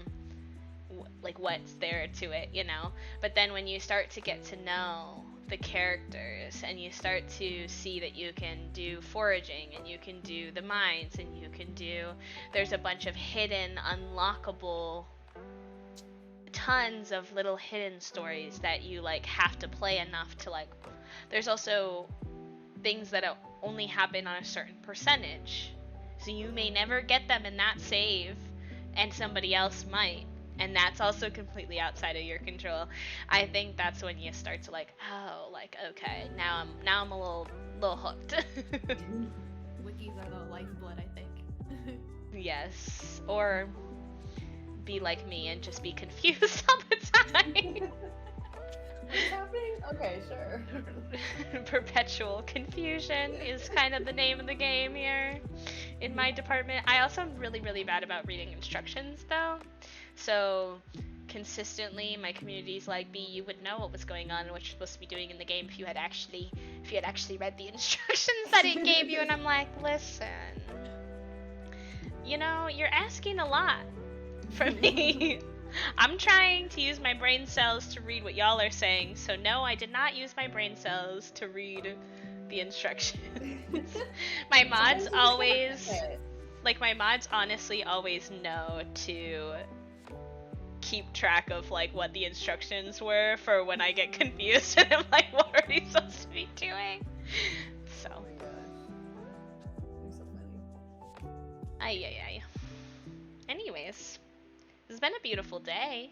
Thank you all for like sharing this space with me today. I appreciate you. Having me. Fun. I had a good time. Good. I'm glad. I do too. I think this was an amazing conversation, and I hope that, you know, like we said, I hope there's someone out there that got a lot out of this, like we did, you know, because that's always our hope, is that whoever may be listening, whether you listen on YouTube when we upload it later, you know, we're happy that you're all sharing this space with us, so thank you. Yes, we do have a YouTube. I should probably make a command for that at some point. I made my command hot. You made some Twitch, and it just pulls up our YouTube, and I just like that it's hot. I like that too. It's very cheeky. If you're looking for inspiration. Oh my god. Sorry, I try not to react to the alerts, but hello, friend. I don't know who you are, but hi, Seafree. Welcome in. Thank you for following and then subscribing for 6 months in advance immediately. Hello. I think I know them from YouTube. Hello. Oh, yay. Oh my gosh. All right. I see who we can go say hello to today, friends, because that's kind of the end of the road for us. But I usually like to go see beans that like don't have too many people in their chat, because that's just what my community tends to prefer. However, Twitch is popping today, and I feel like most of the people that I watch have a lot of people hanging out with them today.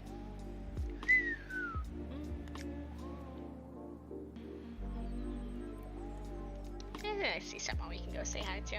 Alright. Thank you so much, and I will keep you all updated on our Twitter. If there's updates for like the YouTube channel when this is posted. Our next guest is, let's see, I have to look because we're on a new month. A new month of wonderful humans is totally Kate. Kate is a mama and a simmer and a very good bean. Oh, what is happening in my chat right now? Okay, hi. Ooh. Thank you. Not the silent hype train while I'm trying to close out. Hi, Beans. Okay. Thank you so much. Oh my goodness gracious. I feel like my brain is not functioning right now. There's a lot going on. Okay. What am I doing? Yes, that's true. Here's the raid. Let me put the raid messages in chat. Here's the one if you have a sub, and here's the one if you do not. You can use either of those and copy and paste those into the chat of the wonderful human that we go to hang out with. They just started their stream, so they might still be on their like starting soon screen, just so y'all know, but I think it would be quite sweet to like start them off on a happy, exciting note. So Lunix is a good pal of mine. They use they them pronouns. Let me get this started because my OBS likes to be very slow. Boop boop boop boop. Very good wholesome bean with very like positive energy, so if you need to continue to smile and feel safe and welcome on a day like today. So their little description says, hi there, thanks for stopping by. Cozy vibes, inclusive community, person of color, disabled, bi, queer, and non-binary, pronouns they them. And they are playing, well, they're just chatting, and then it looks like they're gonna play games later, so I don't know what we're gonna get up to, what shenanigans, but thank you again for spending time with us today, and I will see you all on Monday. Bye! Bye, everyone.